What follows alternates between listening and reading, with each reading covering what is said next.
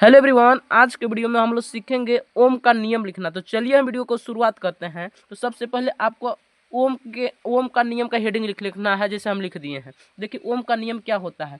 लिखना है कि सन 1827 ईस्वी में, कब? सन 1827 ईस्वी में वैज्ञानिक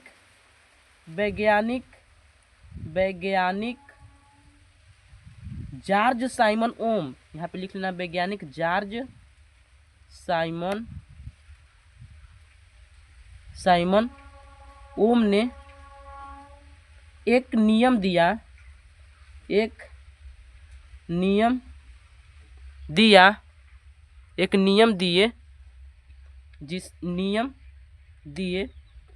जिसे ओम का नियम कहते हैं, जिसे ओम का नियम कहते हैं, जिसे क्या कहते हैं? ओम का नियम कहते हैं। अब देखिए ओम का नियम क्या है, तो लिखेंगे कि इस नियम के अनुसार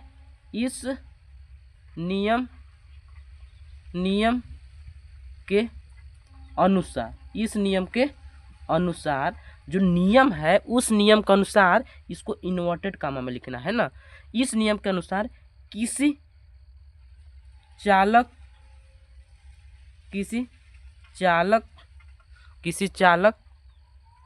की भौतिक अवस्थाएं में जैसे लंबाई, क्षेत्रफल, ताप आदि बोल सकते हैं, आदि में कोई परिवर्तन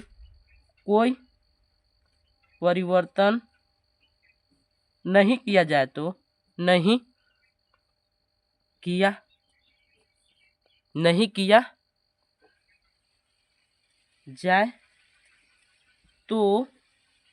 चालक के सिरों के बीच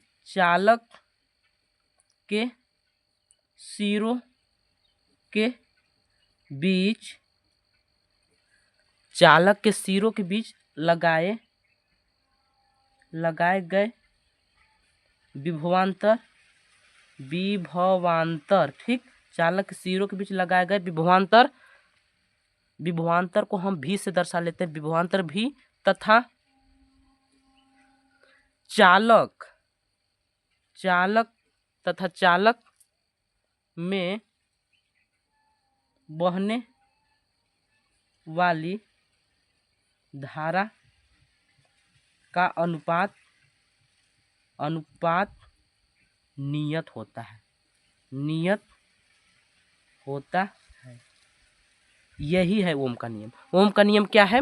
किसी चालक की भौतिक अवस्थाएं जैसे लंबाई, क्षेत्रफल, ताप आदि में कोई परिवर्तन नहीं किया जाए तो चालक के सिरों के बीच लगाए गए विभवांतर भी तथा चालक में बहने वाली धारा, जिसको हम लोग बोलते हैं आई ना, आई के अनुपात नियत होता है। अर्थात करके अगर इसको समझना चाहे मेरे प्यारे स्टूडेंट, तो यहाँ पे हम लिख सकते हैं, अर्थात में हम लिख सकते हैं, जैसे चालक में बहने वाली धारा को मान लेते हैं आई, और चालक के सिरों के बीच लगाए गए विभवांतर को मान लेते हैं भी। तो बोल सकते हैं यहाँ पे भी अपान में आई, जैसे यही ना नियम कहता है कि चालक के सिरों के बीच लगाए गए विभवांतर भी तथा उसमें बहने वाली धारा आई का अनुपात नियतांक होता है। इन लोग का अनुपात क्या होता है? नियतांक। जहाँ पे हम लोग नियतांक को जहाँ बोल सकते हैं, जहाँ नियतांक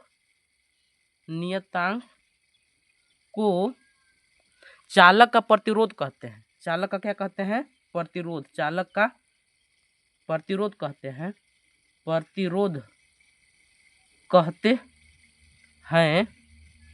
चालक का प्रतिरोध कहते हैं। इसलिए हम क्या लिख सकते हैं?